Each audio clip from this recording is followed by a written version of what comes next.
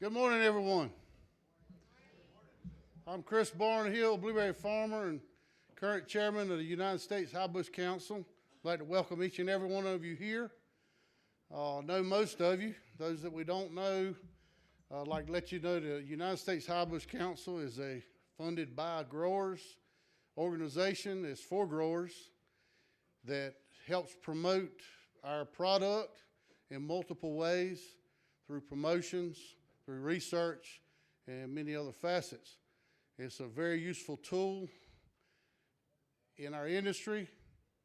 You have some of the best minds in the blueberry industry in this room today, and they do a great job of doing what they do. I'd like to start with a word of prayer before we get started. We should give praise back to our Savior. Let's pray. Dear gracious Heavenly Father, we'd like to come to you today, Lord, to give you praise, glory, and honor for all that you do for us each and every day. How you bless us, how you bless our business, our families. Lord, watch over us as we go through our things today that we are going to present. Help it to be beneficial to our industry, Lord. Continue to bless our industry. Watch over us, bless our families, give us safe travels back home, and a multiple crop this year. We might glorify you in all things, Lord. In Jesus' name we pray. Amen. Again, thank you all for being here. At this time, I'd like to turn it over to our first moderator, Mr. Mark Hurst.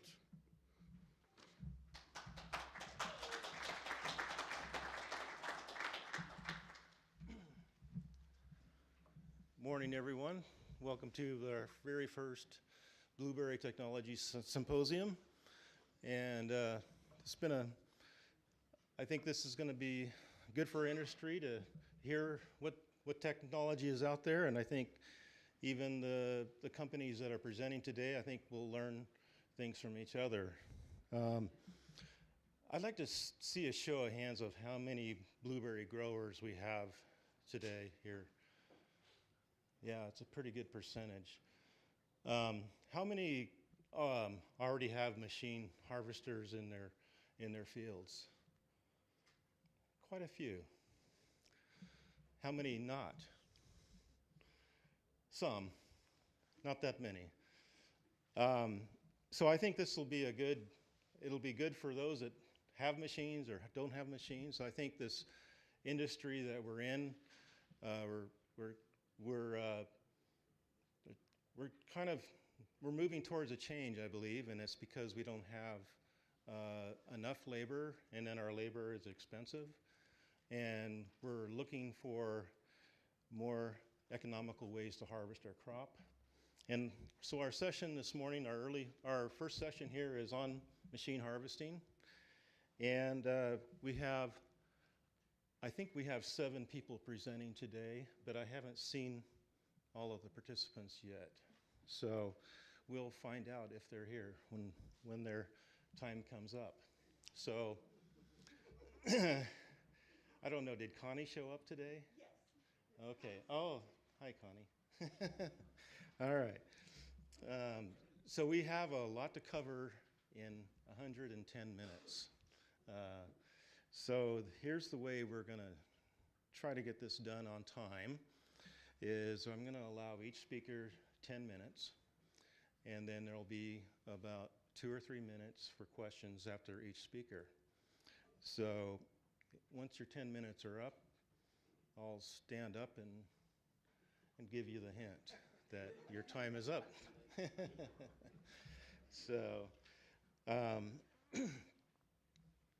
So while we're answering questions, then we'll just queue up for the next presentation. So let's get this started. Our first speaker today is Michael Williamson. Him and his wife have been lifelong residents of Michigan and hail from the small town of Hartford.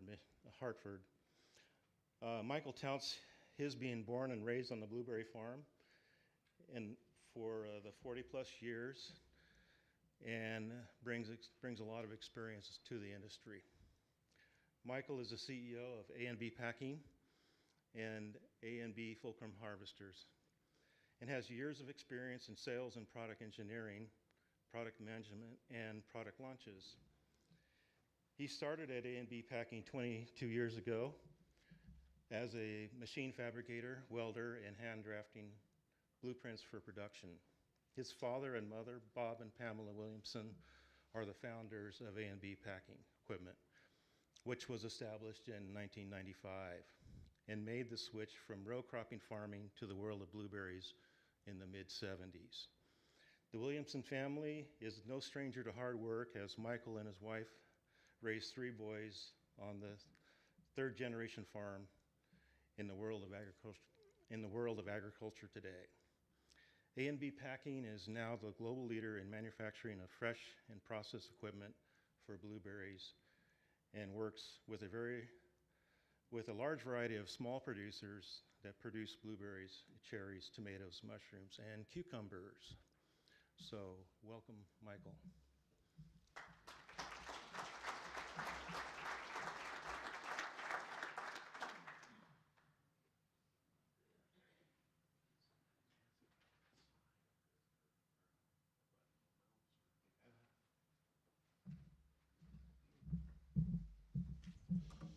Morning, everybody. Thanks for having us. We got about 6 or 7 people from the A&B crew. I'm going to raise this up a little bit.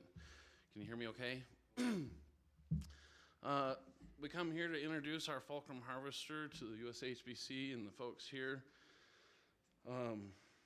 Why we built the harvester, we all know that we've had problems with labor and the cost of labor, how harvesters historically have been used in the process world. And there's been a lot of desire for things to change, and we didn't feel like there was a lot of change going on in the world of harvesters. This, I'm going to guess, is going to the right. Fulcrum harvesters, there's a little bit into the name Fulcrum harvester. Fulcrum meaning a person or object that plays a central role in a pivoting event or situations in time or mechanics. We did that for the harvester because the harvester does pick like conventional harvesters in an upright position and then also lays down into the horizontal position, which we'll be covering today. Kind of on a side note, I don't know that it matters to a lot of people, but if you look at the Fulcrum name, I kind of switched up the font from the Transformer font and went to our own A&B font of the Transformer font for Fulcrum because it does move back and forth into those 2 positions. I think that's kind of funny. So some of the topics we'll be talking about today is gentleness, horizontal versus vertical, some of the sanitation things that was designed into the machine for our new world of gap auditing, efficiencies, lighting, berry drop. And I cut it to that because I do only have 10 minutes unless there is a few other folks that aren't here. I might take an extra minute or 2. So first one, gentleness. This is kind of a close-up shot, and you'll get a step back from it in a second. But you'll see we have inner and outer harvesting beds that are actually covering or protecting the conveyors on the side. So it's stainless steel conveyors underneath there, and berries are dropping 4 or 5 inches onto this padded bed on both sides. The inner bed is underneath this bush rail, and that sits over the top of the fish fins. And we'll go over some of the advantages of the fish fins as well in some of the next pictures. Here's a rear view of the Fulcrum with the boat in place. The boat is there in the center. I know you look at that, and I've heard it for about 3 years now. People walk up to that machine and say, "What in the world is this?" I think it's going to doze out bushes. Well, we've definitely spent a lot of time in the engineering process, especially the first 3 years, on how to open that bush and cause the least amount of damage. And then like at my farm where I've been doing this for 2 or 3 years already, you just see the bush grows. It trains itself to grow into these 2 different vectors, which is nice for sunlight, even ripening, spray applications. There's a lot of benefits to it. So you'll see here what we call the harvesting zones. The bottom rails here are keeping the bush off of the padded bed, so we're not making jelly on the pad. And then the other ones is the boat stringers that actually push that bush through that harvesting zone. And you'll see from those bars down to that pad, you're only dropping the berries there about 5 inches. So I tried to draw up here to give you an understanding of the throat width. Not the tunnel width, but the throat itself for the base of the bush. As we've made these harvesters, we see some wide beds and some smaller beds, and we have two different versions, a standard and a wide throat machine. So here I'm showing that between the bull noses or the limb guides that feed the bushes into the harvester is about 32 inches wide at the base. And then inside the actual fish fins, it's about 33 inches.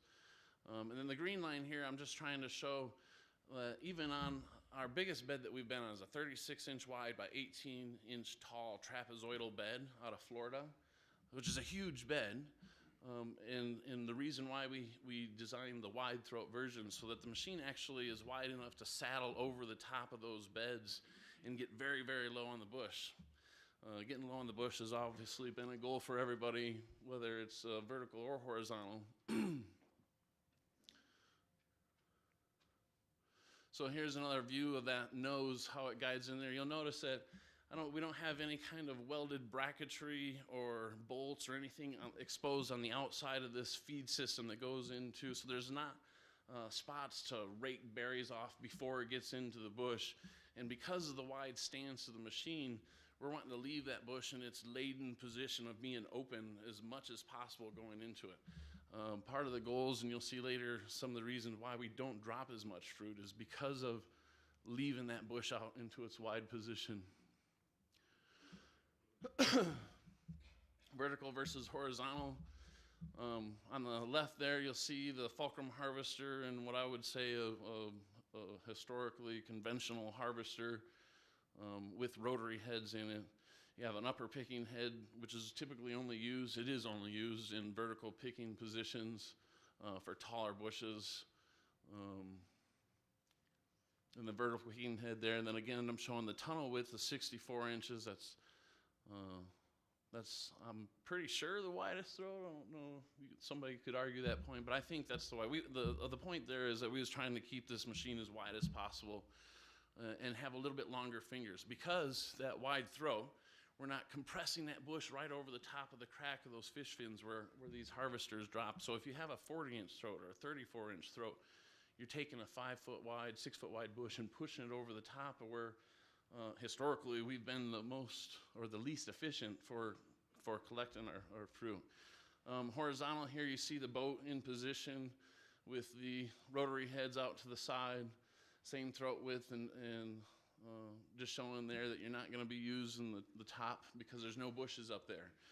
In this position, you're pushing that bush over that harvesting bed, so you're getting that minimal drop onto padded bedding and into the protected conveyors. How am I doing on time? All right. Sanitation, food safety. I'm going to go back to this because our hood, I just want to show that this is a really heavy hood, the bullnose that feeds the limbs into the bush, but just how easy. And as you walk up to it, and it's like a race car hood. The hood comes forward and tips out and exposes all of the stuff for inspection. And here's stainless steel conveyor, all food grade materials here. Even the bull noses in the front that's touching the bushes, so there's no painted parts or anything like that. That's I think will help satisfy your gap auditors. Machines are heading that direction next. So again, here I'm showing this easy access. You have your adjustments for your conveyors for maintenance, cleaning and sanitation, visual inspection. You can see the actual adjustments for the bush limb rails for the infeed, which ours runs all the way through the machine. So once it's in the machine, we don't let go of those limbs.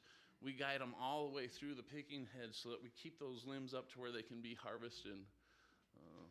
And then here in the bottom, you'll see a gravity gate lock that opens up and gives an access, so when you're sanitizing your machine, flushing water through it, it's easily lets all that trash and debris out of there and gives you another point of view for inspection as well. Over the top, forward console, we've already had some comments from gap auditors talking about how they like the system with not being able to have anything fall through from your shoes or out of your pockets or lose a bolt or a nut out of your pocket and into the blueberries or into the tunnel. And it helps also with forward The forward console helps also with knowing where you're at in the bush and where you're at with your machine as you're driving through. Here I'm just showing the animated version or a PDF file of our new Bimini top, which I've never been in a field of blueberries where you didn't need some shade unless we're picking at night. Hydraulics are outside of the harvesting tunnel, so we've designed this machine to not have any possibility or to eliminate as much possibility as possible to not have hydraulics or contaminants fall into that tunnel, even though it's an open assembly. But what I'm showing here is that the hydraulics are actually outside of the machine when you're in the horizontal position. So even where those lines are coming down and connect to that motor, if something was to break there, if that union was to come loose, you're not dripping inside of the system. Here, our fluid diversion system. This is basically just a eave trough on your house, right? I mean, we've built this here so that our motor and engine and hydraulic tanks and all that stuff sit on this system. And it also helps with washdown too. So when you are washing your machine down from the top, if you have, point taken. Is that for me? Does that mean I got 2 minutes left? Anyway, so if your machine's been parked in the barn or something like that, and you have debris, when you're washing that stuff out, that water and fluid is actually coming out to the side. That does mean I got 2 minutes, right? No, that's the end of it. All right. If you want to use your time for talking or answering questions, that's up to you. I think I can pass through a lot of these things. So I have a question. Are you going to be around so we can ask the person questions? Absolutely. I have 6 or 7 staffers here. We have that as well, and then we'll be here for dinner, so maybe we can discuss it over breaking bread. 72,600 lumens. I'm getting kicked off. Oh, I do gotta show this one thing. I'm sorry. I mean, this is one of the biggest tests that we've done in all the different regions, but we're showing here with conventional harvesters. I have several different harvesters at home and then, traveling around working with all of our customers. I want to make a big point here. The conventional harvesters, on average, are dropping 5.3 times more fruit. So whether you're picking for fresh or processed, I don't care, but you take that and you compare it apples to apples right here to the fulcrum vertical, so same kind of position. Because of our fish fins and the different padding and how that system works in there, 54% less drop. And Mark's told me that, can I use your name there? He's done some tests personally on his own with hand pickers where we've dropped about 50% less fruit than hand pickers. And then the big one down here at the bottom, 81% more savings on that lost fruit with the harvester in its horizontal position. Yeah, there's some more animation there, but can I just fast forward through this here? Is that how I get rid of it so that?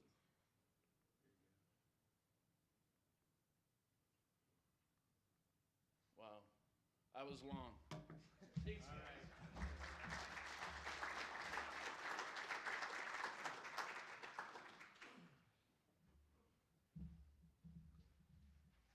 Thank you, Michael. Our next speaker is Scott Corthius of Oxbow International from Linden, Washington. Scott started his career as a process engineer for Georgia Pacific Corporation. He joined Coravan Industries as a partner in the early 1990s. He was instrumental in developing Coravan's blueberry harvester. Sorry about that.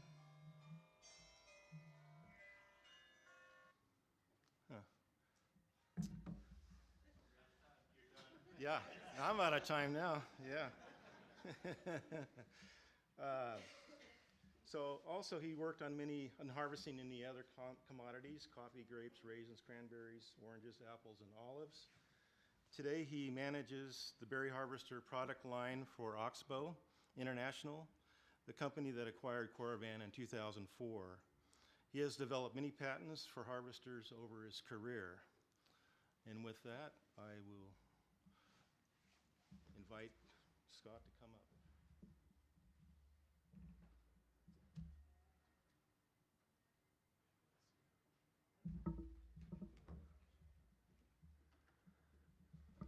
I'm not that tall. All right, thank you again for having me here today. Thank you, Mark, for the great introduction. So I'm going to ask some simple questions and hopefully educate the crowd on what we're doing. So what is the goal? The goal is mechanically harvested fresh market quality blueberries in the container for the consumer. So that's kind of putting it out there. That's what we want to do, and I think everybody wants to do. So how did we get here? So the first thing is, back in 2007, a bird sensor or berry impact recording device was created.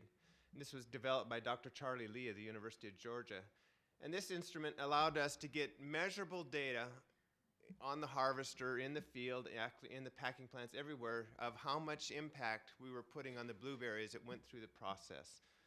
And now there's a second generation blueberry bird sensor that was put out, and that was actually developed from funding from this group, and we appreciate that because this furthers the industry, and that's what's shown here in this picture.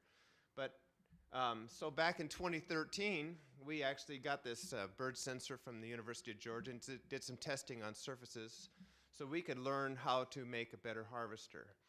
And then in 2015, along with other U.S. manufacturers, we were approached to be an industry advisor for the SCRR grant application.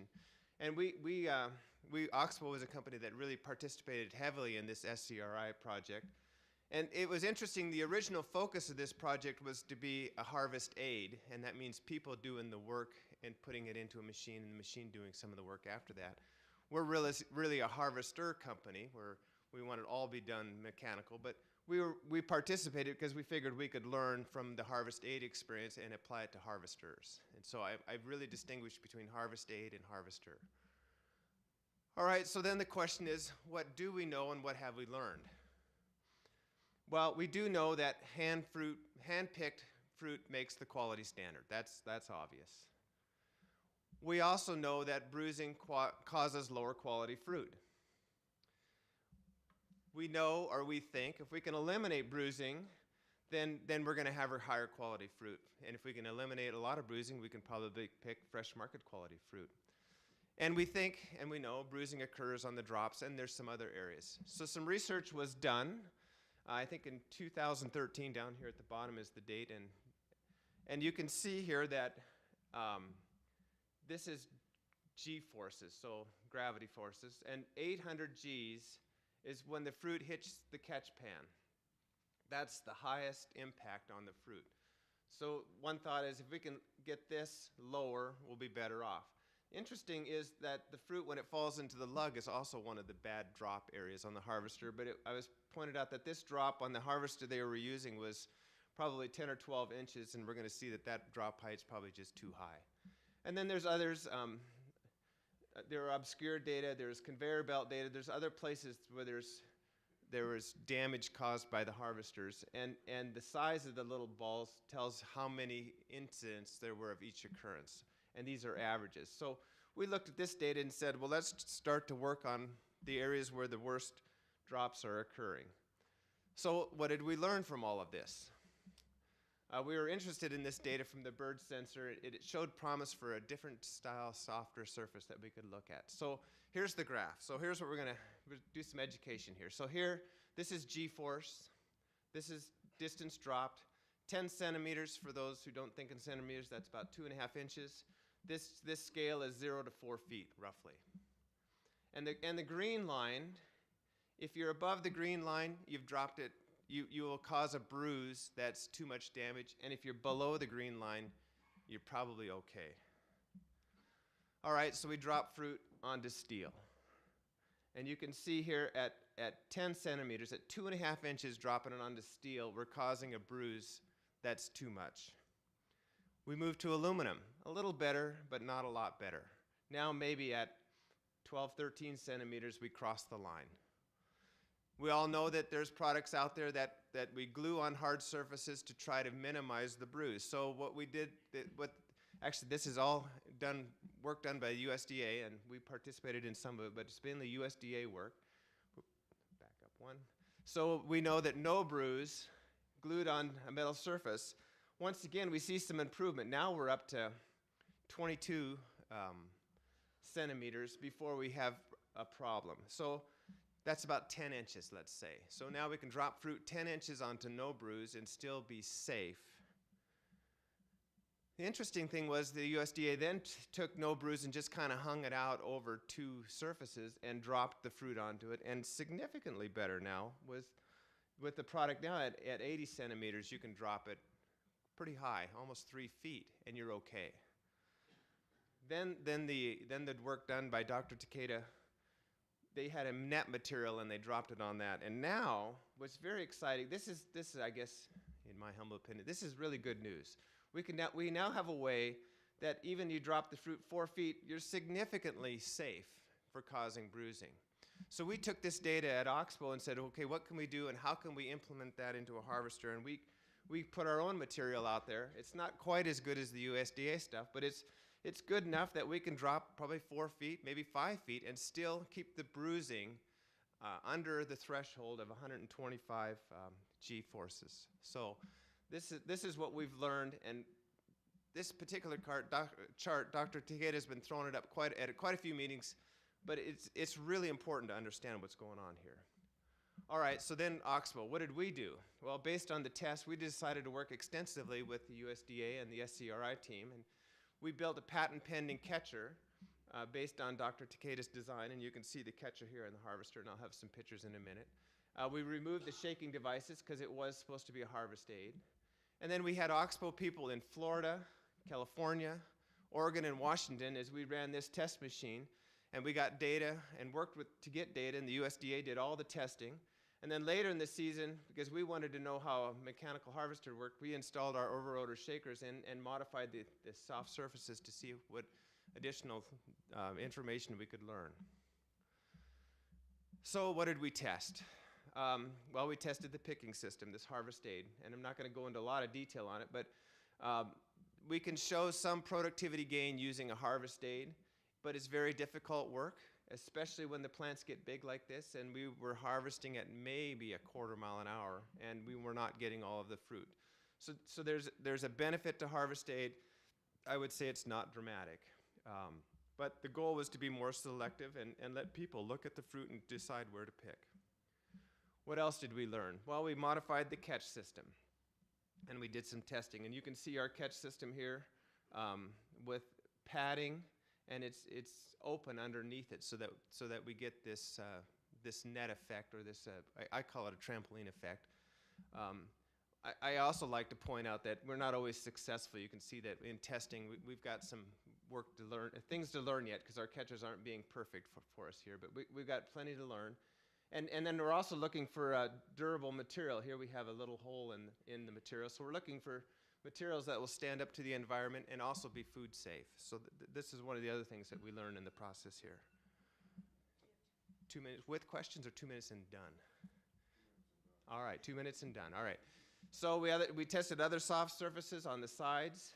We tested a black and a white material. We found out the black material is better. Then we put in our shaking heads again, and we did the test. We found out some very good results, enough results that this year we're going to put this 80/40 harvester into the field with all of the stuff in it, and do some testing in Oregon and Washington. And we've got to thank OSU and WSU for their participation, and also the USDA again for all of their help in getting us this far. I guess I feel that working with the USDA, working with the SCRI group, that actually we've moved the needle finally towards something that is closer to a mechanical harvester. So I will open it up to a couple of questions. Does anybody have any questions for me? No questions? Yes, Rod?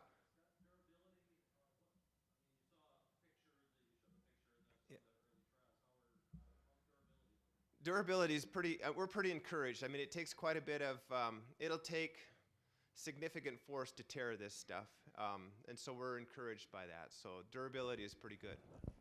It was another, yes? Just a question on the bruise chart. Yeah. Is there studies also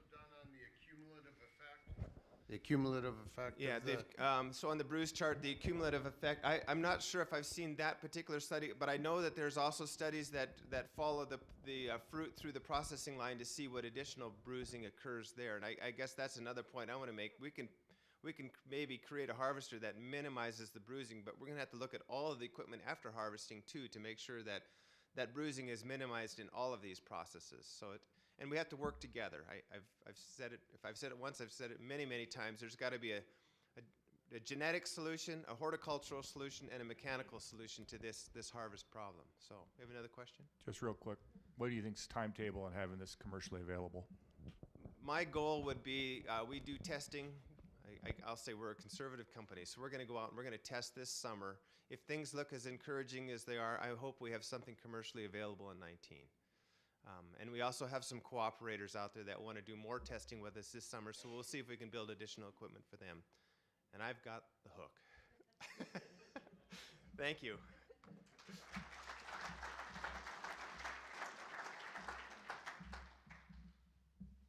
Thank you, Scott. So up next, we have Garrett Spencer. He's from Haven Harvesters. Haven Harvesters is located in South Haven, Michigan.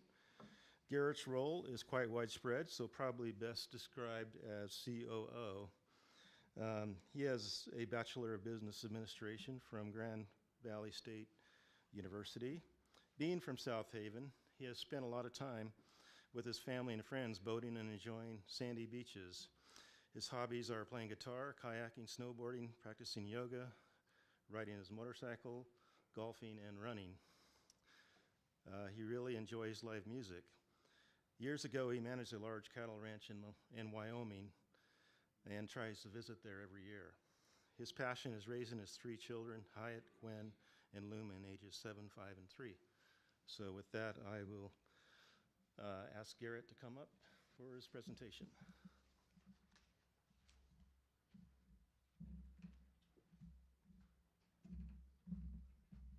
All right, thank you. Excited to be here. Before I get into the presentation, and I'm going to have to move quickly, so I apologize in advance. Time seems to be flying. So, as I speak with growers and other manufacturers of harvesters, I realize I think we have more questions than we have answers. There's so much going on in the industry right now. There's so much happening, whether we're planting in hoop houses or high-density plantings at 6-foot spacing or 5-gallon potted plants on weed mat. It's hard as builders to keep up with growers' needs. So I think it's going to become increasingly important to have gatherings like this. So thank you, Mark. Thank you, Mary, and everyone that's put this together and all the work. So I'll get started. Again, I'm going to move quickly here because I want to get through everything. Just a quick background on me and our family. We've been in business since '84. Over 35 years in custom manufacturing. My father, Brian Spencer, owner and president, is a 5th-generation fruit farmer in Southwest Michigan. And we just recently became blueberry growers ourselves. So building things and growing things is what we've been doing for a long time and love it. So we're here to talk about machine harvesting for fresh. These are some of the main points that I wanted to touch on. A fresh way of thinking, just a mentality that some of our growers have been using just to help grasp the right mentality as we begin, using harvesters more frequently. We'll talk about our machines, some picking methods, sort outs and yields, how we're learning, how we're improving machines, catching the fruit, and then just some keys to success that we've observed on growers that have been doing it for a while. So a fresh way of thinking. We want the machines waiting for the fruit to get ripe. We don't want the ripe fruit waiting for the machines. So pretty simple. But we all know as growers, if you fall behind, it's hard to catch up, and that's going to become increasingly important as we use machines more. So our machines are all 4 wheels. We have 90-degree turning. So for short headlands, tight spaces, we focus on that maneuverability. Tracks are options on most of our models, so if you're concerned about ground pressure. Okay, I'm sorry. Ground pressure, poor soil conditions. Tracks are a good option. Machines for 2018 and 2019, we use a short stroke sway picking style. We'll go over that in detail in a couple slides here and explain to you why. We have top loaders and rear loaders. For our top loaders are full size, we have 4 and 6 pallet layout, so a large machine. And we also have a compact model and a 2 and 4 pallet layout, which is becoming more of our popular machine, and I'll explain why. Rear loader is the same, full size models and compact as well. So this is a full size 6 pallet top loader, gives you an idea of the size of it. The picture's a little distorted here, but there's space for 6 loaded pallets on each side in the central portion of the machine. And then the same machine from the rear is where the empties are stored. So fruit is conveyed to the top where it's loaded into the lugs. This is the top view of our compact top loader, available on wheels or tracks, 2 or 4 pallet layout. This was a custom built machine for some growers of ours in Georgia. So just gives you an idea. It's a smaller machine, but they used that entirely to pick for fresh last year and had great success. So same machine, just from the ground, gives you an idea of the size. Again, the picture is pretty distorted on the screen, so that's not, not exactly what it looks like. But this is a compact rear loader, so smaller machine. It gives you a good idea what the bush entry to the tunnel is at the beginning of the machine there. I'll go into detail the goals that we were focused on in designing this machine. Same machine from the rear, just gives you an idea of the layout. So the compact model, it was really born from the ideas that growers had that came to us and said, we really want to focus on a couple different things. One, we need, with labor costs increasing, we need to be able to pick young plants that are close to the ground, and also smaller varieties that are heavily pruned, so we can focus on picking for fresh. So some of the things that we're focused on is getting things as close to the ground as we can, and narrowing up the picking heads to be more effective.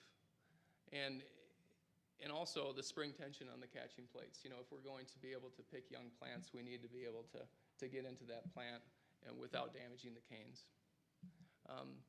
And the big thing is it allows, with this type of machine, it allows you growers to get into the field 1 or 2 years earlier than you would with a traditional harvester. So that's a big deal. So some of the pack out rates that we're seeing on our machines for fresh are in the low 90s, and that's from third-party packers. So those are good numbers, still room to improve. And one of our customers has 2 of our machines, and last year picked over 600,000 pounds of fresh market blueberries. So impressive numbers. I want to touch on picking methods, sway versus rotary. It's predominantly the 2 means of picking. There is, of course, there's more, but these are just basic differences, and there's a lot of variables that can create these differences. But the biggest one for us that we've noticed working with growers is the increased opportunity to catch the fruit. And that's just from the nature of the sway. And so this is a view from the rear of one of our machines. This is a full-size harvester, but it gives you an idea of what it looks like from the rear. And the sway picking mechanism, we're basically gathering the canes, compressing the bush, and releasing the fruit to the sides. So whatever fruit wants to come off will come off to the left and to the right, away from the center line of the catching plates. And that's what I mean when I say with the sway picking style mechanism, it gives us the opportunity to absorb the energy of this fruit on the sides. So that's why we hang a series of curtains, and we also have a series of brushes underneath those curtains. Excellent energy absorbing materials. And it's proven to be very effective for picking for fresh. So we've seen a lot of the fruit quality go up with this simple idea. And we have a long way to go, but this is a great start. This is a screenshot of a slow motion video. This is looking down through the top of the harvester, down straight through the center. And you can, I don't know if you can make it out, but there's a blueberry in the depression, and you can see the outline of that shock wave. It's just a good view of the energy absorption that these curtains have. And once that berry leaves that curtain, it falls straight down to the brushes. And those brushes have been really, really effective in absorbing the energy. So very simple again, but it's the direction we need to go. We need to continue exploring, you know, like Scott from Oxbow said. I mean, the data is out there. All the work that Fumi Takeda's done with USDA. I mean, we know what's going on. We know the bruising. We know what's happening to the fruit. So we have to continue to explore these different ideas inside these harvesters to reduce this damage.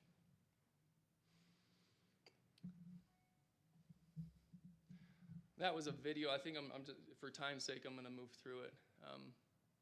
So how we are learning. So we're spending a lot of time in the fields. I mean, of course, we're using the resources that we have from the USDA and so much great data that we have on what's happening to the fruit.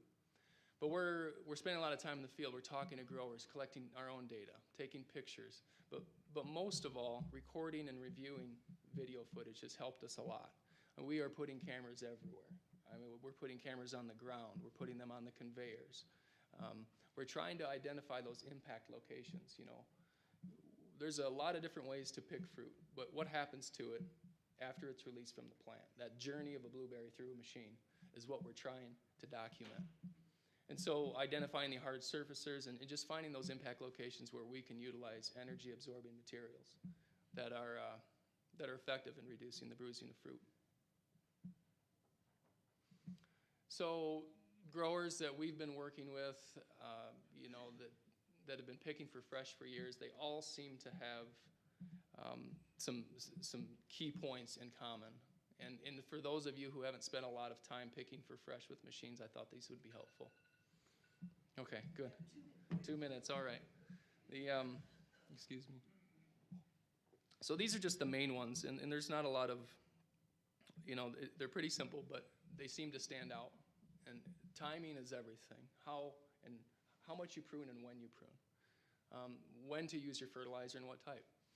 When to water, and of course weather factors, and then obviously when to harvest. And these operators are methodical and patient.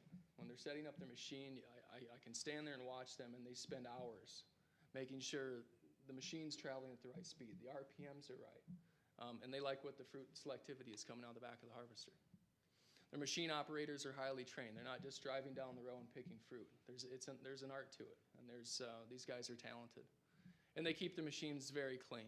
You know, clean and dry is our friend when operating a harvester. We have to do everything we can for picking for fresh. And then last but not least, obviously varieties. You know, they're paying attention to not only what they're planting, but what are they picking. You know, there's a lot of great varieties out there that are pickable. So they're focusing on the pros and cons of each variety, you know. And so those are the main things that we've learned from growers. So moving forward, we have to be willing to make changes as builders.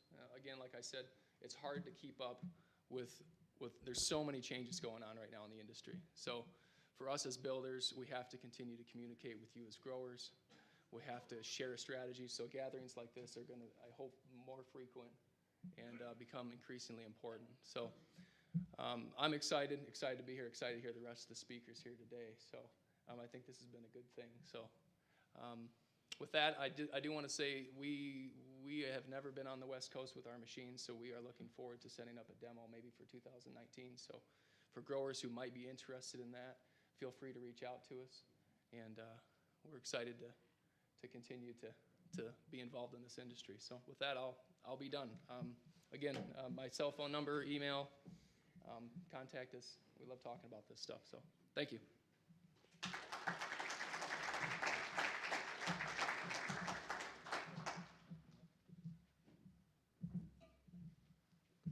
Thank you, Garrett.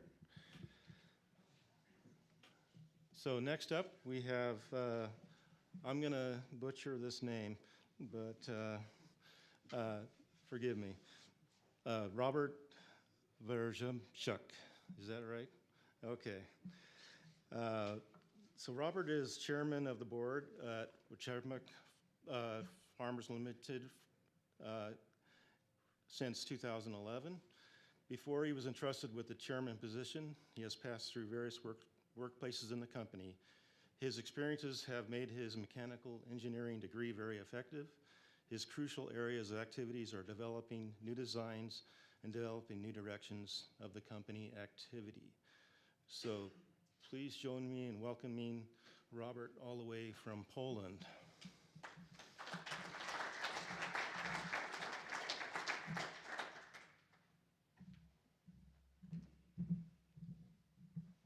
First to say, I appreciate inviting me and my company to such a great society. So I maybe first present what we are doing, what we are.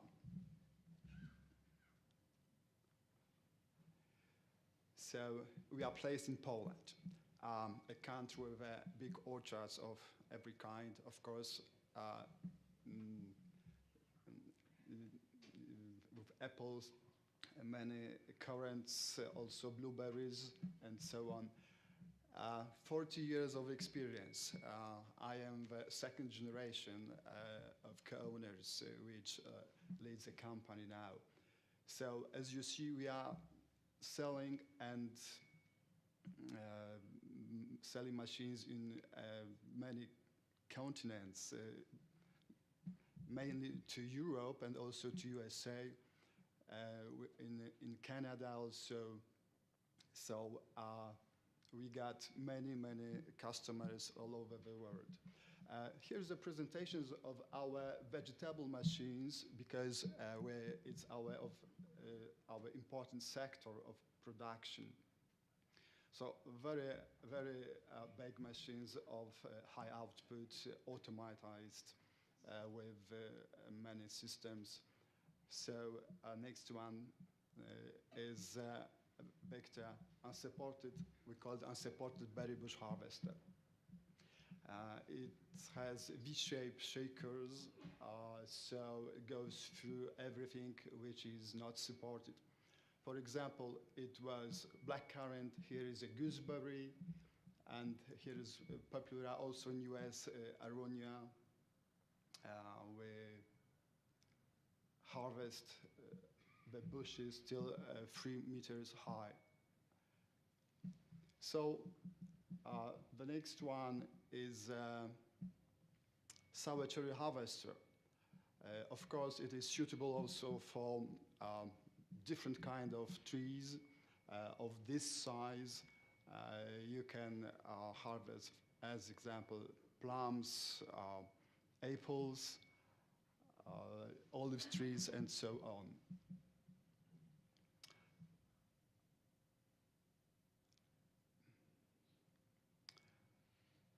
Yes, and our blueberry trade harvester. We are focused on trade harvesters because our conditions of production of blueberry in Poland says that this shape of a machine is very effective economically. So we are doing that. Machine is resistant to every condition, well equipped, and I think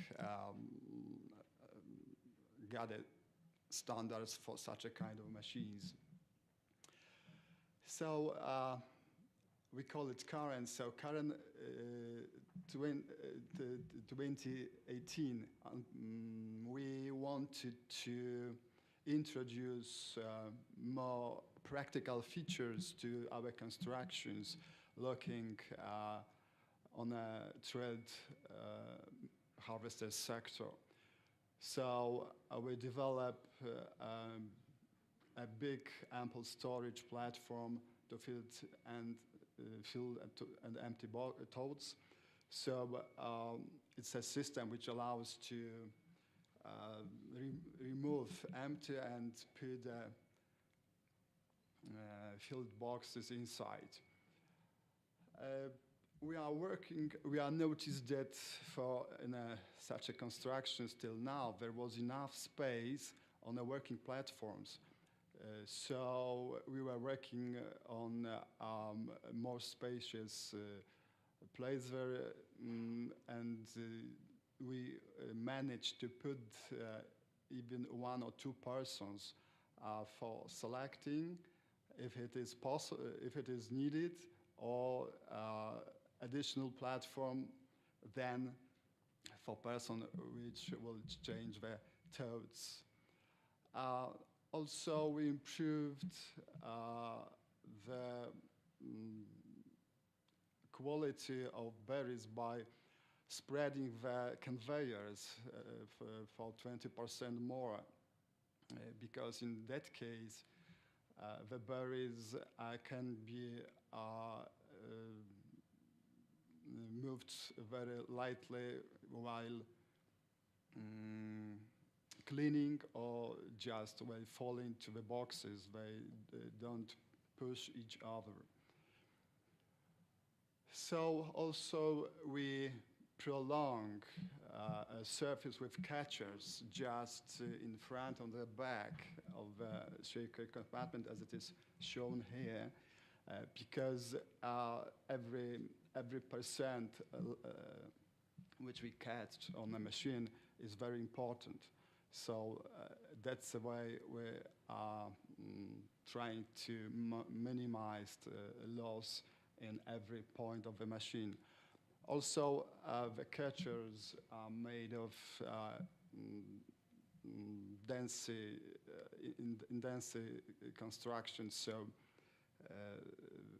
it is like standards at these times.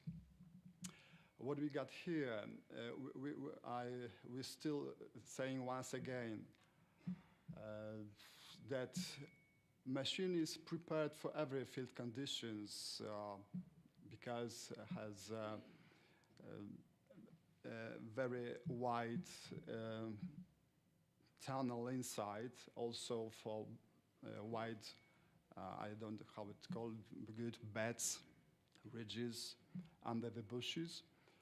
So we can use it on a bed and flat with support, of course with T or double T supports. The construction is suitable to every kind, nearly to every kind of a tractor, because it's lightweight, optionally because our machines are a little bit longer, like standards.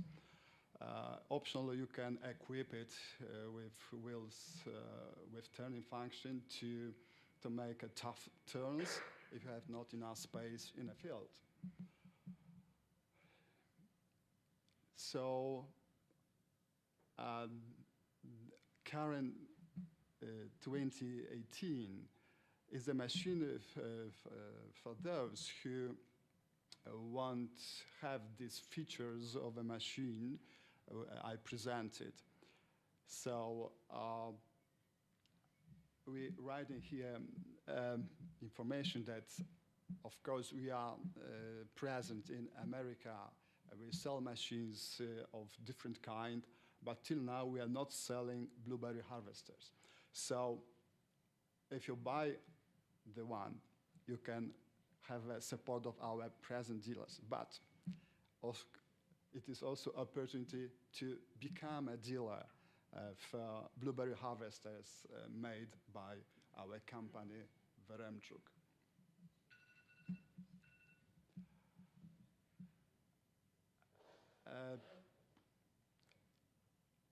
We are thinking, of course, about hand harvest fruit quality because it's the only direction for success.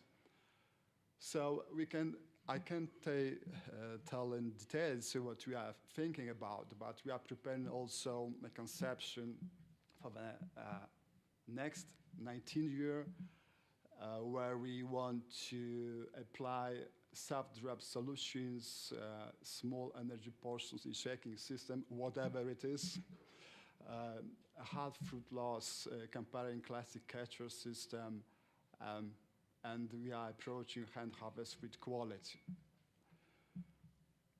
So we are looking for cooperation with those who are ready to try, who are ready to be first working with our company. Working together, I think our company will help, I can say, hold America to be a first in harvesting quality. America first. Thank you.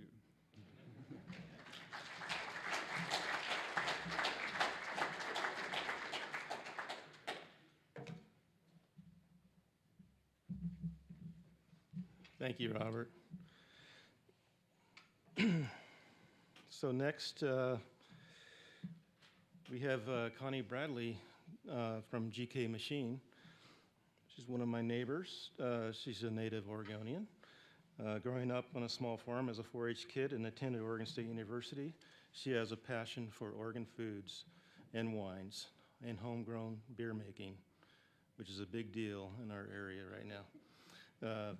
Connie is a marketing and communications manager for GK Machine, a manufacturer of agricultural and industrial equipment. And with that, I welcome Connie.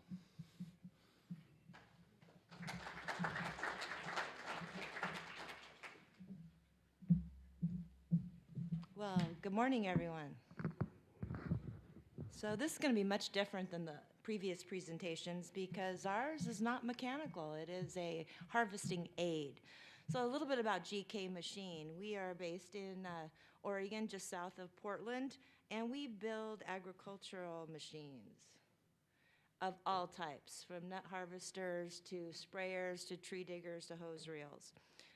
We have a facility in Donald, Oregon of about 200,000 square feet. We have about 200 workers and a team of 15 engineers. What we're noticing and what our customers continue to ask us for is anything and everything that can help with labor efficiencies. So we are building broccoli harvesters, lettuce harvesters, hoop carriers, tape planters. We're working on a carrot planter right now. So anything and everything to help with labor efficiency is what we're seeing in the agricultural industries. But it's not just ag. We're also seeing this in industrial industries. For example, this laundry sorter, we used to take 8 to 10 people to operate, now takes 2 to 3 people to operate the same quality output. So as you know, blueberries are so different all across the country. And in Oregon and the Pacific Northwest, the biggest difference that I see is our window of harvest. We have a very, very short window. And so that it creates some unique issues and problems and difficulties to overcome. And so that was one of the things that we heard loud and clear from our growers that came to us. And they came to us with this idea. And they said that it's labor intensive, it is a slow rate of harvest, there's this berry bruising that we've heard about before, and the knockoff rate, a tight window of harvest in the Northwest. And so we had some things we had to overcome. And so what we did is we wanted to improve, some of our goals was to improve the speed of harvest. And this is an aid, not a mechanical harvester. This is to aid workers in picking the berries. We wanted to harvest at night because of that short window that in Oregon and the Northwest, all the berries become ripe at the same time, and we got 3 or 4 weeks to get those off the bushes and into the stores. So we wanted to be able to go 24/7, and that was one of the big goals. It needed to fit under the tunnel, infinite number of passes, and easy for workers to operate. That was another thing. We got to be able to put that in the field, train people, and have it start and go. And it needed to pay for itself in 1 year. So that was another one of our challenges. So we did an operational review of how berries are currently picked and how they wanted to pick them. And so this is what our engineering team came up with. Let's see. So workers stand on each side of the frame and picks. It moves slowly. It has an adjustable speed. Differential hydraulic drive that adjusts the width of the machine depending on the rows, and the catching trays are retractable. The brushes on the ends of the angle are adjustable this way, so you can adjust for different sizes of bushes. And it can be, we have 2 paces, one for in the field and then of course driving mode from field to field. And so we also have a safety stop. One of the things that we found after testing is all the workers that are standing on the platform need to be ready to pick at the same time, and it cannot advance forward unless a bar is pushed by every single worker. So it's something that we added a little bit later. So this was our first attempt at this. It's only about a year old. We are still testing and developing. Some of the things they would like to do with this machine in the future is to have it automated stacking and conveying of the berry flats during the harvesting process, and making additional tools for this product in the field for possibly pruning and those kinds of things. So again, my presentation is very short, sweet, and to the point, not as mechanical and high-tech as some of the other things, but this is what we came up with based on the growers in our area and what they were seeking for the fresh market hand picking. Any questions? So what kind of labor savings? Labor savings did we see? We went from, the average was 30 to 40 pounds an hour. We went from 150 to 160 pounds per hour using this machine. Yes, sir.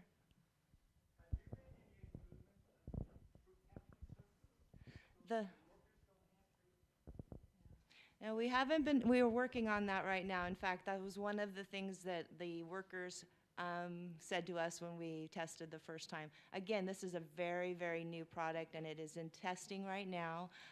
We have not put it out on the market for sale as of yet. I think we have 1 or 2 out there right now, and we're testing with them. Is it designed for variable row widths and the ability to pick in hoop house situations? It is. It is designed for to adjust that width of the rows depending on how mature your trees are. And all over the country, as we know, bushes are very, very different. So yes, it adjusts that way. And then the actual trays adjust, as well as the feathers that go around the plant stock also adjust as well. Great. I think I am record time. Thank you.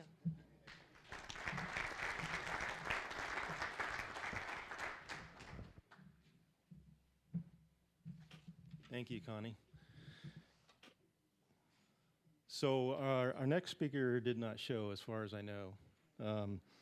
It was Blue Line Harvesters from Washington State. And I was looking forward to hearing from him, but apparently he's been out of the country, so I'm not able to attend. So we will move on to Littell Harvesters with Frank Brown representing. Littell Harvester is located in Staten, Oregon. Frank has done everything from fabrication to service to design and assembly. He has overseen production for over 30 years. He has always made himself available to consult customers to help them choose the right equipment. He helps them set up equipment for many different varieties of berries and endless changing conditions. He helps them solve problems and at times bring their ideas to life and sometimes present them to engineering. Customer input is the key to improvement. And with that, I'll have Frank come up and talk about his company and machine.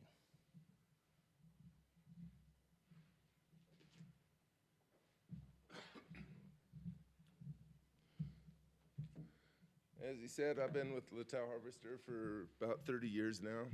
And we started out welding gadgets for the old slappers, and it just kind of evolved into one day they came to me and said, hey, one of the machines is broken in the field, and can you take them some parts? And I must have been good at it because I was a service guy for about the next 15 years. So anyway, as we get into this, the basic machine has very much changed from what it started out in 1987 with the old slappers. And our shaker systems have grown dramatically throughout this. Our most recent shaker that we're doing now is in the over-the-row and the OR XL. It's been out about 2 years now in the production. It was actually designed for sour cherries, and they come off pretty tough. And so one day we was over at Dorsing Farms, and I told Kobe, I said, hey, put all your shaker weights on yet? It's working really good. And he's like, no, I'm never gonna do that. That's crazy. And so I said, well, I'll do it, and if it don't work, I'll take them off. So we went over there and put all the shaker weights on this machine, not knowing that it was this experimental head for the cherries that was put in a blueberry machine. So we went ahead and did it, and it was pretty amazing. It was an early pick in Dukes. We just knocked the heck out of all the blue fruit, came off beautifully. The reds and the greens were still on the plant. And I came racing home and told everybody the news, and of course they all thought I was crazy. So we went back, and the following year, and I got the owner of the company, Norman, to go over there and experiment with it. And he came back and said, hey, we're building these for everything. So it's been pretty much a mad panic of trying to get these things retrofitted into virtually every over-the-road machine that we've got out there that's trying to get this fresh quality fruit. What this shaker head does for us is it's very heavy, and it moves in a way very much like the slapper machines moved that they've had in the past. And so my representation of this is like if you're in a truck loaded with fruit and I'm in the car and we're gonna go from stop sign to stop sign, and we're gonna leave at the same time, we're gonna stop at the same time. But in the car, you take off quick, you go 30 and you hit the brakes when you get there. In this truck, you're grabbing gears the whole way, and when you're about halfway there, you better start shutting her down. So what this has done is it's put our action to actually make the fruit dislodge itself with its own mass and inertia. And so by doing this, we're slowing this rod tip down as it changes direction. We're not seeing impact damage into the remaining fruit on the bush. And then also the other thing that we're seeing is a more selective quality of fruit, the heavier fruit that's ripest. And it does make us have to come back again, but it makes those intervals farther apart because we get a more uniform pick, and therefore then what we're seeing is our overall tonnage is going up.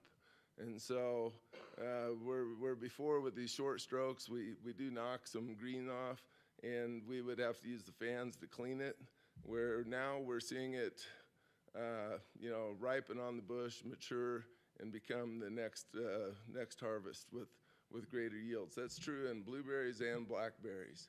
And Forest Hills Farms, one of our customers, they went from traditionally 5 machines to cover their acreage, and they've reduced their machine count to 4 machines to cover that acreage in actually a better coverage with better yields. And for 2 years, they've had increasingly better yields than they'd had in the past. Part of it is we learn how to set the machines up, which is an ever ongoing battle each year of different conditions and different varieties. So as you see here, you're going to see on the top the over-the-row harvester. That's been in production since 1992. There's about 2,000 of those out in the world. The second one there, the XL harvester, that's been in production since 2009. There's coming up on 500 of those out in the world. The side row harvester, that's the old classic. Those things have been in that format since about 1980. There was, all the ones before 1980 are pretty much, historical at this point. They still get used, but they're in small raspberry plants. Down at the bottom, the SRX is basically the same machine as the SR, and what that machine does is be quite honest, it's $50,000 less than that ORXL.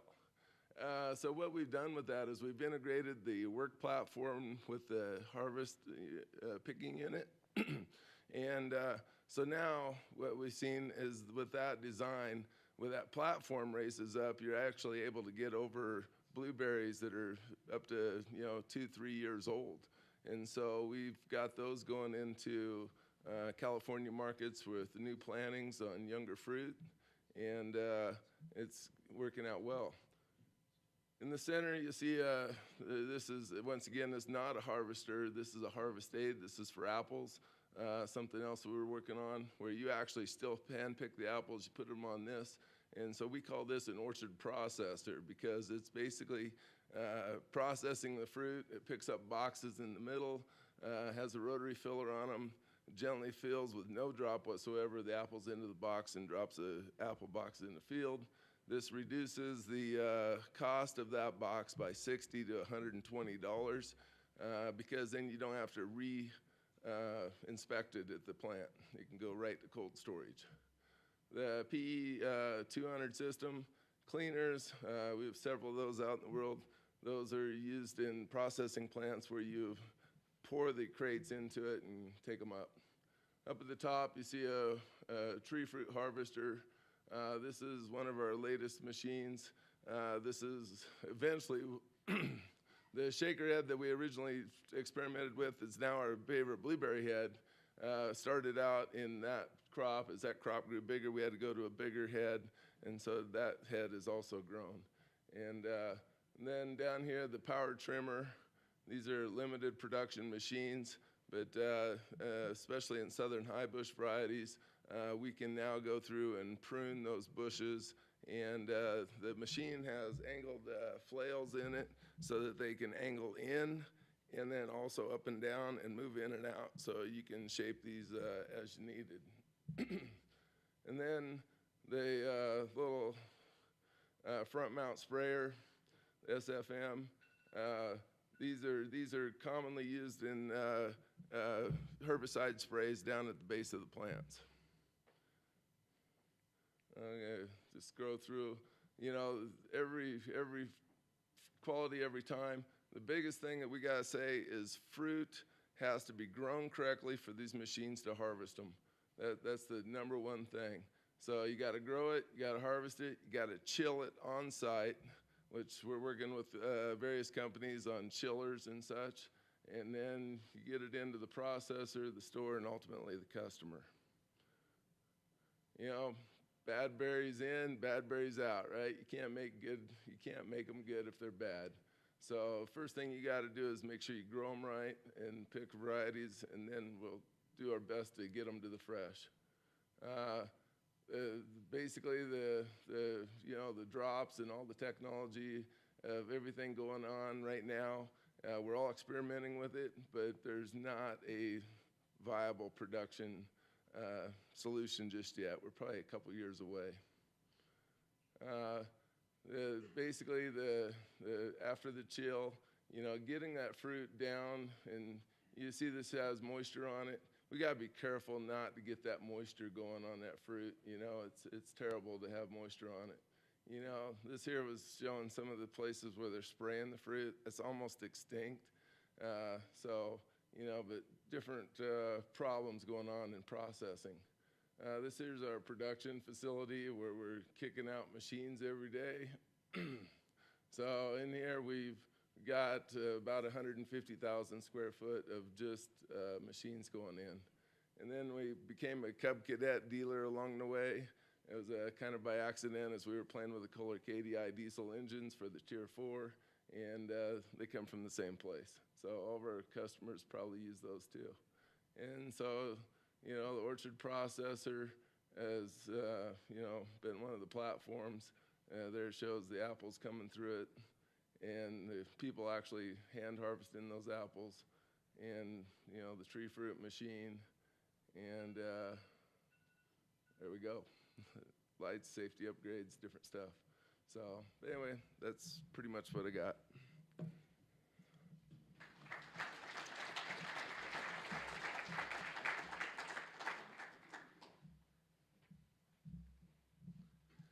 Thank you, Frank. So we do have a presentation from a company called Air Harvester. And I think we have a video, right, of that? The Okay. material was filmed in Washington State in 2007. What was that? Anyway, so the company is from Serbia, and the person presenting on the video is Biljana. So with that, we will cue it up. The film was filmed in Washington State in 2017, and it shows the process of picking blueberries with the air blueberry harvester Cockon 500S. Innovative air harvesting and technology of soft dropping on pneumatic pillows are internationally patented, among others for the markets of the USA and Canada. Cockon 500S is towed by a tractor with its own diesel engine for starting all mechanisms on the harvester. If the field is flat, a smaller tractor can be used if it's 40 horsepower whose speed is less than or equal to 1 km per hour, which is 0.7 miles per hour. Hydraulic system controls can carry out independent leveling of the left and right side of the harvester, as well as the positioning of the harvester in relation to the tractor and all other actions in terms of controlling the speed of fan, conveyor belts, positioning of blowers, and other. The air tunnel covers, from both sides, a row of blueberries of different heights and lushness. The ability of picking different varieties of blueberries is enabled by independent adjusting of the speed of air pulsations and frequency of vibrations of a treetop or branches of the plant. Air pulses of different intensities and frequencies, which are simply adjusted on the harvester control board, shake off ripe fruit of different varieties of blueberries at the different stages of ripening, picking, possibility of harvesting from the very beginning of the harvesting season when unripe fruit outnumbers the ripe fruit. In order to allow placement to the fresh market with a shelf life as long as possible, a special emphasis was placed on the process of picking blueberries, starting with their shaking off, then their dropping, purification, and packaging for the transport and storage of fruit. After contactless air pulsation shaking off, the berries drop on pneumatic pillows. Pneumatic pillows are air-filled rubber coatings that absorb impacts when the berries fall onto the receiving plates. Depending on the variety, 80 to 90% of picked blueberries after selection on the sorting machine can be placed on the fresh market. Major fruit harvesting, over 95%, is technologically ripe fruit. The percentage of green is at 1 to 2.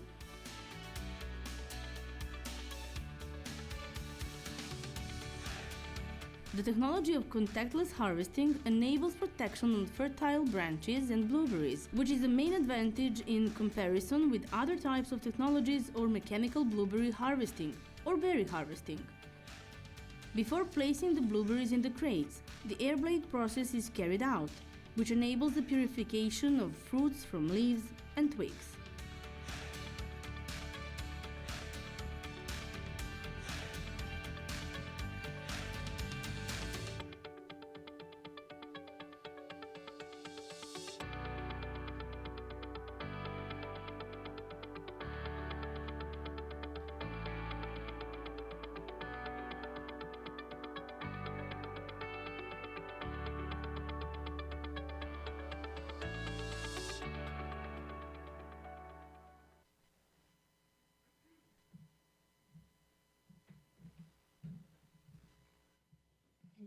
So we have one more presentation, and I believe we'll have several minutes for questions after this. So if any of this has raised any questions, be ready to ask them. So we have a friend of ours that has been to a lot of our meetings, Ridley Bell from Australia. He's going to be talking about the Easy Harvester, the best harvester. I think it has a couple different names, but with that, I'll invite Ridley to come up and talk about his experiences with this harvester.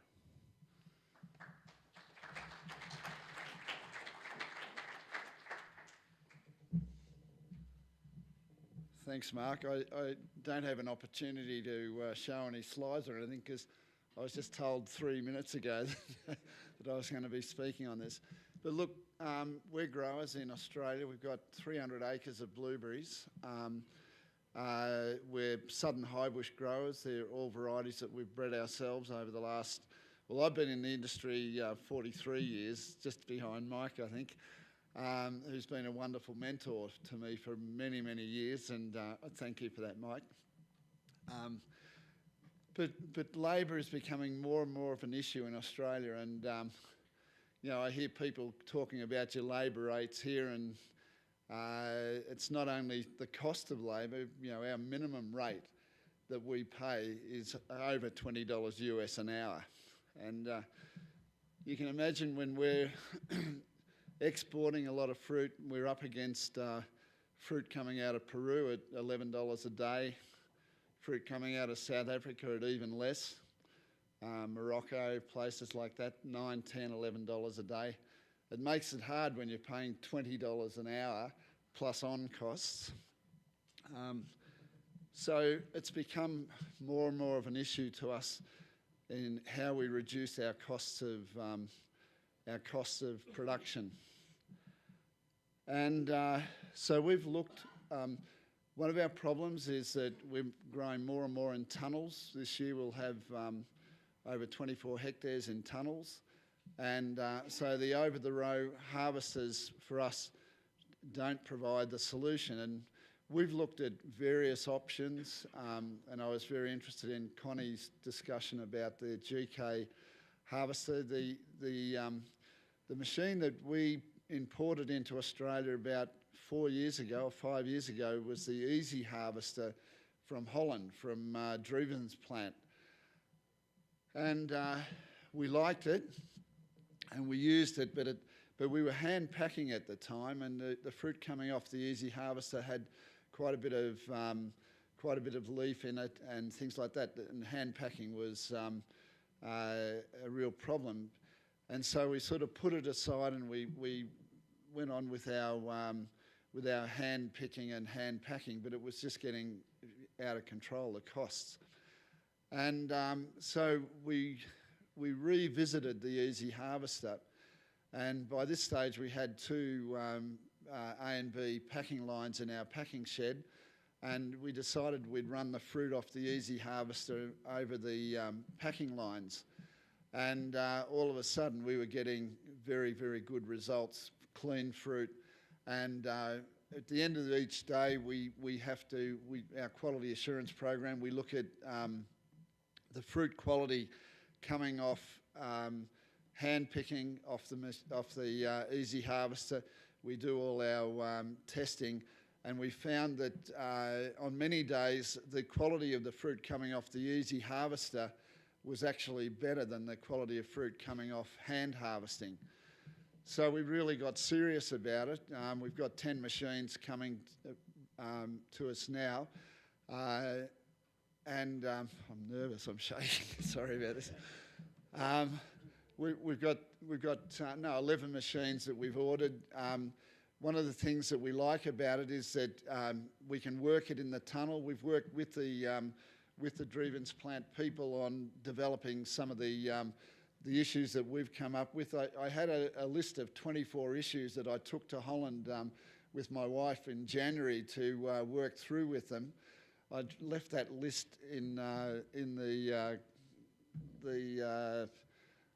airport at Los Angeles just yesterday, and I'm kicking myself. But some of the issues that we looked at, because inside the tunnels it allows us to harvest at night, for instance, and inside tunnels during the day it can get up to over 45 degrees centigrade. It gets very, very hot. The fruit coming off, might measure around 35 degrees. Whereas at night, we've just started early in the morning with trials, and the fruit temperature is 12 degrees. So it doesn't take a lot to bring that down to 8 or 10 degrees to run in our packing shed. So night harvesting, we're looking at different light wavelengths that don't attract insects, for instance, but still give you plenty of light to use it. One of the reasons that you can use it at night, we found, is because if you've got varieties that shake and only the blue fruit comes off, the ripe fruit comes off, and not the greens and pinks, then it doesn't matter whether you can see it or not. And in fact, with some of our varieties that we've bred, a bit of the fruit's still inside the bush. We've got a variety called Splash, which Dr. Mainland tells me is the best variety that we've got for machine harvest, and we certainly love it. But a fair bit of the fruit's inside the bush, but it doesn't matter when you're using the Easy Harvester, because you're shaking the fruit and it all drops, and the blue fruit drops and the green fruit stays on. So we're also looking at different surfaces, and I've been talking to Fumi about this. He's looking at the drop because we're also very interested in the drop and the surface, and we're trialling some of the neoprene type rubbers. We think that the stainless steel or aluminium and that graph from Scott with the Oxbow, that was very, very useful. And we're looking at the surfaces that we call it the trampoline effect, where the fruit will actually hit a much softer surface. So we're also looking at the heights of the machine so that we can go through tunnels and use them in tunnels. And because, whilst in America, a lot of the fruit is grown outside and in large acreages all over the world, and our genetics have been grown in roughly 20 countries around the world, and in most countries around the world they're growing them in tunnels, and so the big over-the-row machines are not an option in the tunnels, and they're looking for, and even in places like China, where we hear there that they have problems getting enough labour because in the agricultural areas blueberries are a short season. They might be picking for say 8 or 10 weeks. Whereas, if you're growing tomatoes or lettuces, it's a 12-month deal. So people go where they can get long-term employment, not just 2 or 3 months.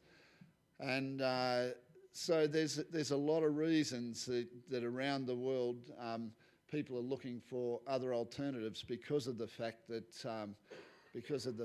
they're growing in tunnels and in substrate.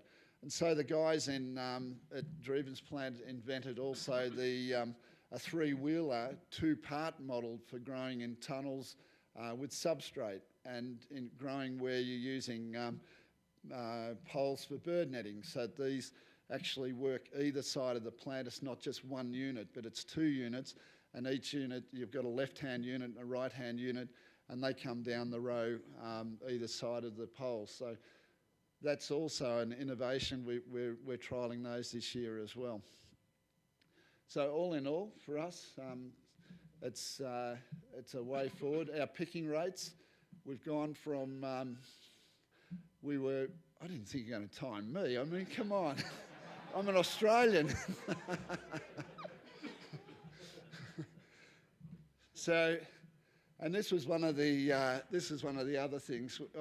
We've got a couple of elite, on my R&D crew, we've got 3 Filipino ladies, and 2 of them are very elite pickers, and they were picking 15 kilos an hour on another variety we've got called Messina. And 15 kilos in pounds, I've just got to, what's that in pounds? That's about 32 pounds an hour they were picking. And so old Darcy and myself, I'm 68 and Darcy's 72. We said, we'll give you a run and we'll get on the easy harvester. And Darcy and I averaged 56 kilos an hour each, which is 4 times what the ladies were picking. And you're talking 2 old guys there. And that wasn't just for a 5-minute thing, that was over a period of an hour. We employ a lot of Vanuatans from the South Pacific. And over a period of an 8-hour day, they're averaging around 50 kilos per hour each. So, 400 kilos in an 8-hour day per person. And we pay them on an hourly rate, so we know exactly what it's costing us. And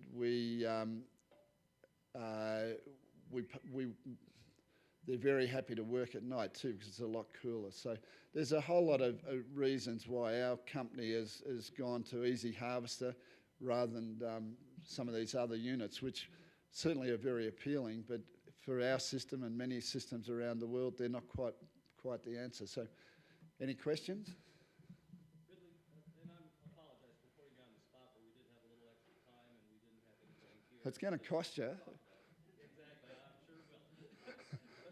Could you kind of describe, the machine just a little bit? I know it's more of a harvest aid than it is a mechanical harvester. So you still have people on the machine picking. Are they using shakers? Are they just hand picking? Yep. How is it actually functioning? It's an interesting point. And Fumi talked to me about a year or so ago, down the back there, Fumi, hi. we looked at the olive harvester with the long fingers.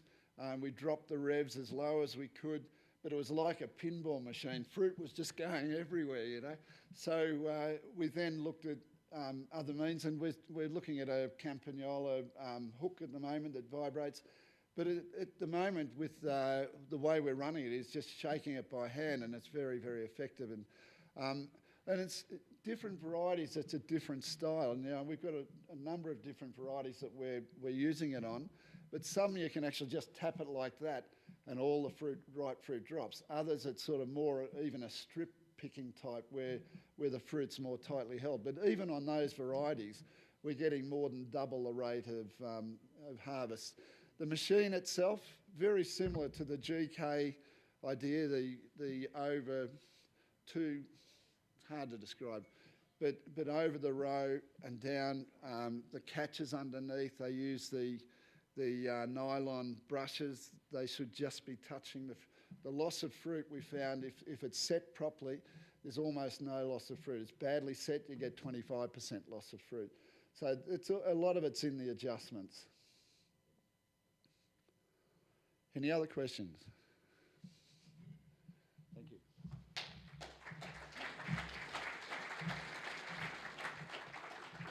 Thanks, Ridley, for doing that at the last minute.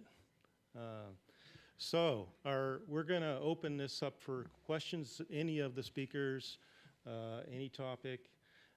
Please use the mic as we are streaming this and video recording this so that the questions get on recording. So are there any questions for any of the speakers this morning?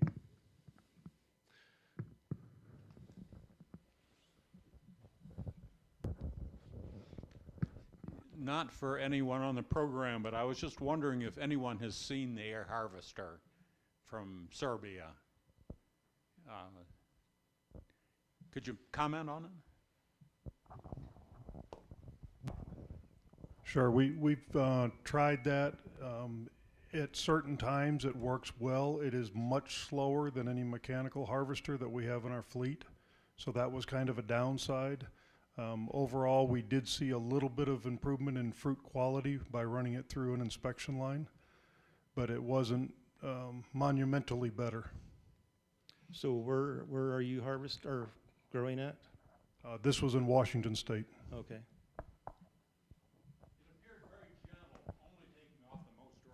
It did get mostly ripe fruit. It would also get the overripe fruit if you had any shrivel out there. It would get that. It got very little greens. I mean, that part was good. If you did notice, there's a fair drop in the back when it goes into the lug, and that could be improved on. And, you know, just a simple shelf to make it much higher to where the conveyor was. That was one of our criticisms. The air bladders that they had within the catch plates, we had some issues with them because they were very soft rubber that they were made out of, so any stick or anything would tear them quite easily, and then you'd lose your air pressure. How often did you pick with it? We probably weren't as diligent as we should have been, but we did try some fields at a 3-day interval. Just appeared that you'd have to pick pretty often. That is correct.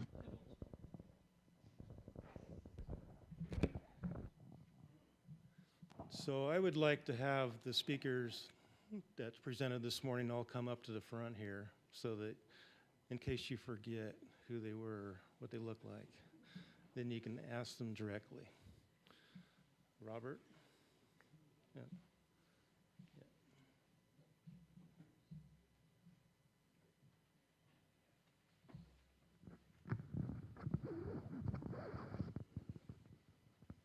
So,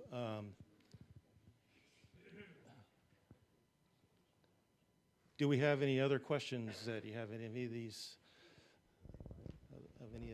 speakers? Okay. Typical grower question. Hold on a second.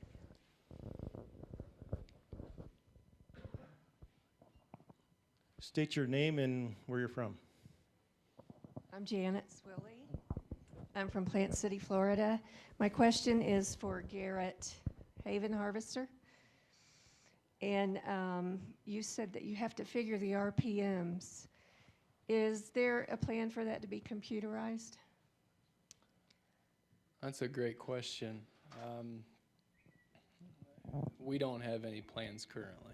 That's, I think the potential could be there, but it's such, at this phase, it's such an art. You know, there's so many variables. The speed of the machine, the variety, the timing of when you're going in. So I would say that it's more of an art at this point, but the potential could be there. But great question. Question for Scott. Oxbow. Are you reducing any drops on the conveyors? Or are you still going with the conventional, like 3-4 times? So on our 8040, we have basically the drop from the plant to the conveyor belt into the lug. So that's the minimal drop that we figure you can do. On our over-the-row harvester, we are not reducing the drops, but we're looking at ways to reduce possibly the distance of the drop, or to put in soft surfaces at the drops so that if we drop it over 4 or 5 inches, that it'll land on this trampoline type effect, and once again minimize bruising at all the drops so that the fruit quality is good. I guess what question earlier was, is there research being done on the effect of multiple drops? And that's probably something we'll have to start to look at is, you know, how many times can you drop it from 6 inches and still get away with high quality fruit? Yeah, my experience with the changing conveyor to conveyor, yes, the quality of the fruit, still even we are picking for processed market. It varies from other harvesters because it drops so many times. And there's, it's one kind of harvester. I guess you were talking about the, I should say, raspberry harvester. Right. That's what you're referring to. Yeah. Yeah, there's a variety of ways to get around drops, and all of us, there's pros and cons to eliminating drops, because there's always, with each thing you try to do, there's usually a consequence some other place that you didn't plan on doing, and so we're pretty aware of some of those trade-offs, and so drops versus narrow throats versus all kinds of things you can look at, but yeah, there's often an unknown result of making a change that you didn't know that something else happens because of that change. Okay, thank you. Mike, did you have another question? Kind of a typical grower question for Connie. What is your anticipated cost on the your aid? We're still in the process of putting that together. We don't have a market price at this time, but we will by the end of this year. Thank you. Mark, I got a question. Okay, state your name and where you're from. Don Vanderwerk in Mississippi. Can you, or some of you, comment about your maintenance and your service programs that you have across the country? Anyone in Pacific? Well, a lot of you use A&B packing equipment and know our character for supporting our equipment and getting in right away. We're basically modeling the Fulcrum team in that same manner, where we have mobile trucks, mobile units that are there on site, and Mark might testify a little bit to that. But if you know our A&B team in the packing house, it'll be very similar in the field.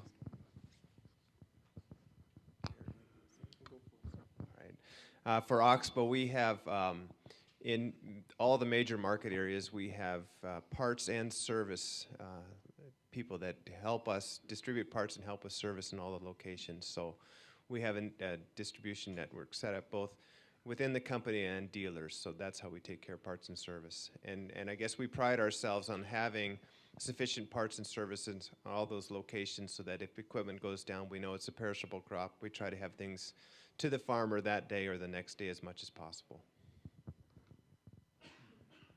Yes, for Connie, how many, excuse me, how many people will your machine accommodate? We have designed it for 6 individuals. You could probably put 8 in there, but we feel that 6 is the most comfortable.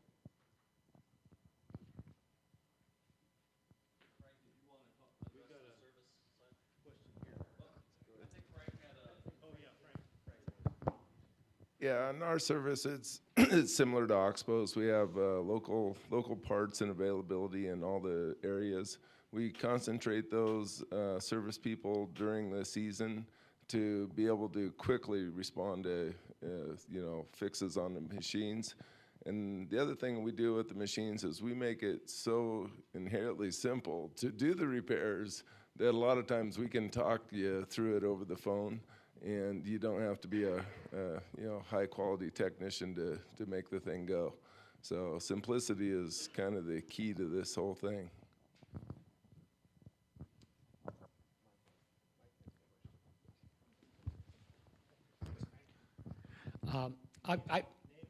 Mike McCara from British Columbia, retired blueberry farmer, no longer growing anything, but I was a third generation for a long time.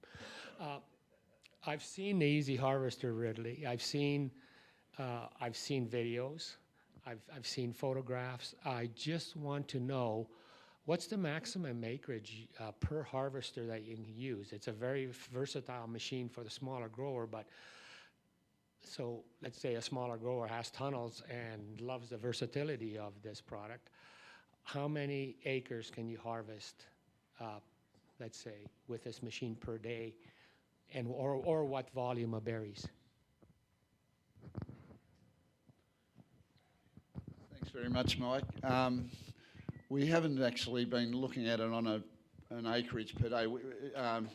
We're looking at 2 shifts in a day, and a night shift from late afternoon through till midnight, and midnight through till early morning. We think that we're looking at 10 machines doing 5 acres, which is 2 hectares, in 1 shift. That's what we're looking for at the moment. 10 machines, each machine having 5 people to the machine.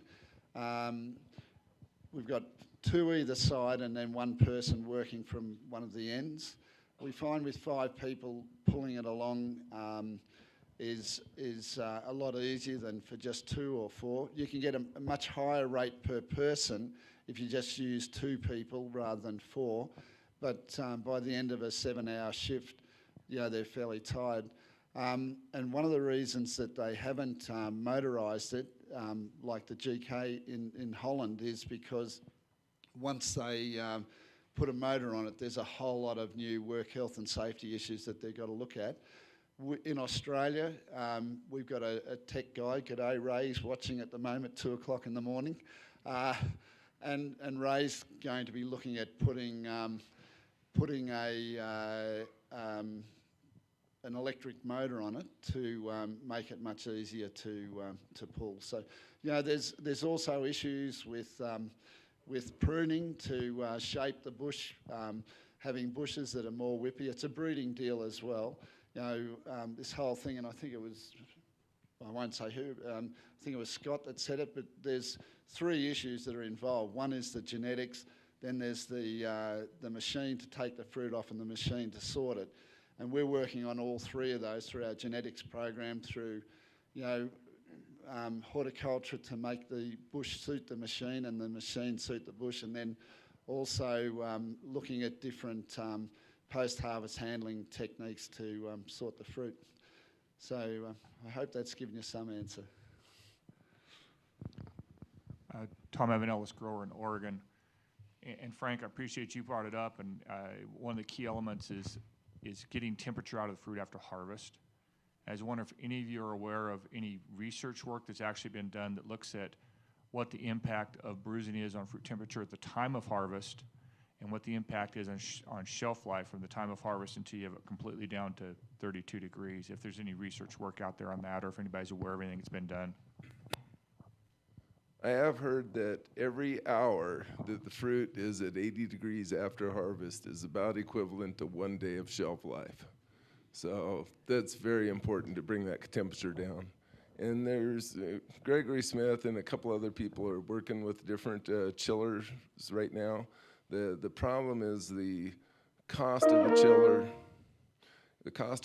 and the overall production quality has been pretty low. And so you end up, a single machine might require 3 or 4 chillers that, cost $200,000 a piece. So that's, he's got another design now where he's working on some stuff. And just been communicating with him over the last few days. So, and we continue to work with these things, but, one of probably the most effective things that we've seen is the cargo container refrigeration units, where they have a really good high quality chiller on them. And so there's been some work done with that. I don't have any statistical information on, how many units it'd be, but I think it's like 2 units per machine. And then that would be a pre-chill before it goes into the cold room. Anybody else want to address that? Any other questions?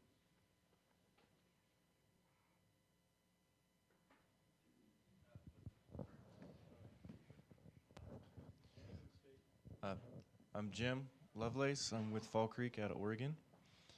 This question's for Scott at Oxbow. Wow, geez, sorry. So with those trampoline type catcher plates, we heard a lot about food safety and cleanability.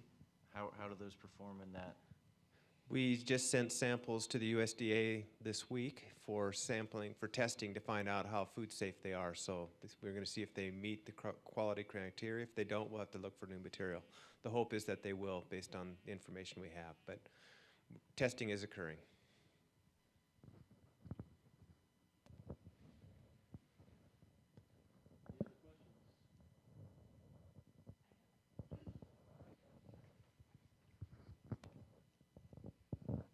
Good morning, Shelley Hartman, True Blue, grower in Grand Junction, Michigan.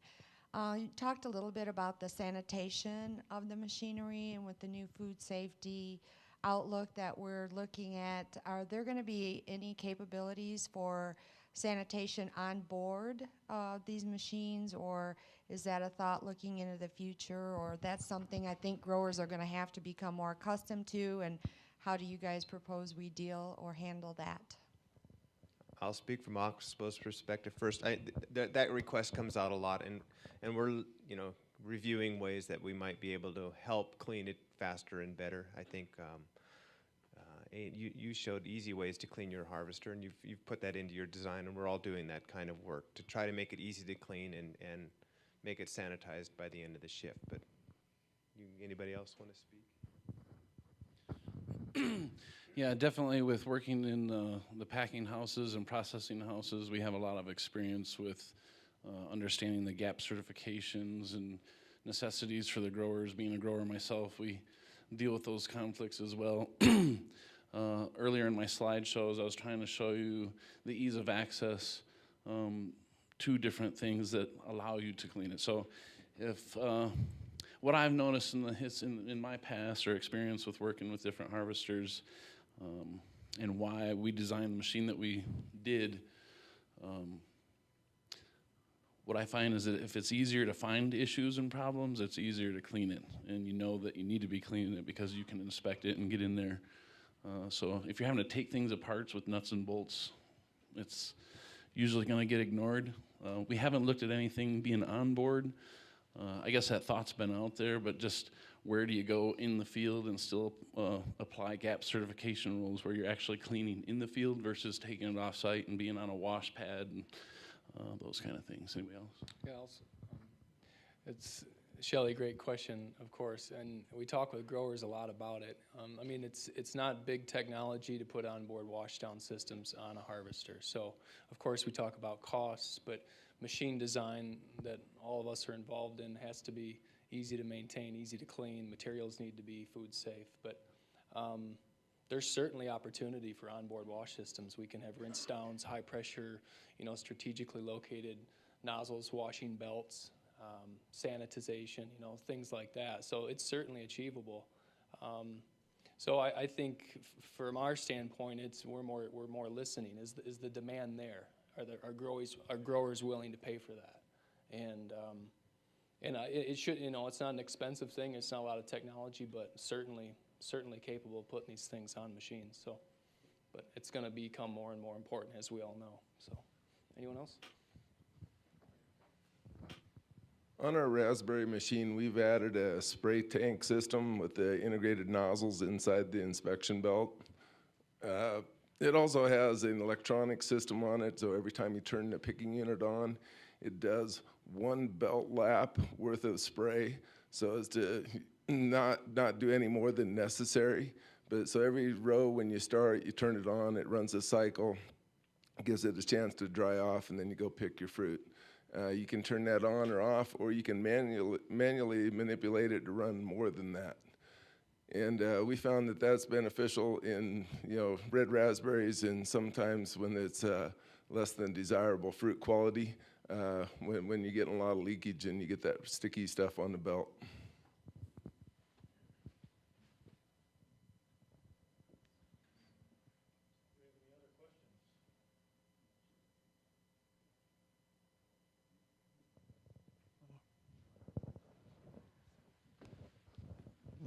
Well, I think we've had a pretty good session here, and oh yeah, one more question.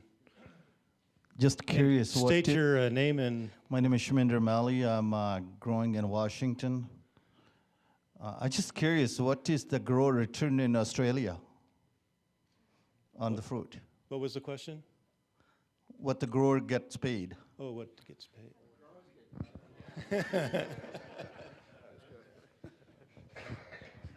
Well, someone stole my answer there. No, look, it depends. We're lucky that our domestic market is a protected market, basically, because, see, we've had very, very stringent quarantine regulations for over 40 years. And so we still don't have any viruses in any of our blueberries. We've been able to keep out most of your pests and diseases. We did get rust in 2003, and that caused us a little bit of drama, but we've certainly been working to overcome that with both genetics and also endophyte research. But because we have a restricted market, the only fruit that can come into Australia at the moment is from New Zealand, and so our prices most of the year are pretty good, and it's hard to quote. Our dollar's 80 cents US, right? So for most of the year, the prices will be up over $40 a 12-punnet tray, 125 grams. During April, May and June, it'll get as high as $70 or $80. But October's our biggest month, when all the southern highbush comes on around the Coffs Harbour area, and prices can drop to $20 a tray. And most fruit in Australia is still hand harvested. Your cost of production's around $20 a tray, so there's not a lot of money in those months when most of the fruit comes on, and that's why there's been such a lot of pressure to look for other alternatives. And one of the other things, I don't know whether I mentioned it, is that we don't have the option to just pick today, put it on the market tonight, and it's in the shop tomorrow. We ship fruit a lot of distances. For Melbourne, it's over 24 hours on a truck, but a lot of our fruit goes to export. So you might be 21 days or 28 days in a container. So fruit that's been knocked around with machine harvesting, it doesn't have the legs to stand up to that sort of transport. So we are in a very unique position. It's a good domestic market for most of the year, and that's why our company's just investing in growing in other regions to try and give a 12-month supply. We supply Coles, which is the second biggest supermarket. We're one of their preferred suppliers, and they say to us, we want 20,000 flats a week, 52 weeks of the year. So, and because there's not a lot of fruit comes into Australia except from New Zealand, it means that we look at other ways of making our business profitable by growing in other regions for other times of the market. So does that answer it? A little bit.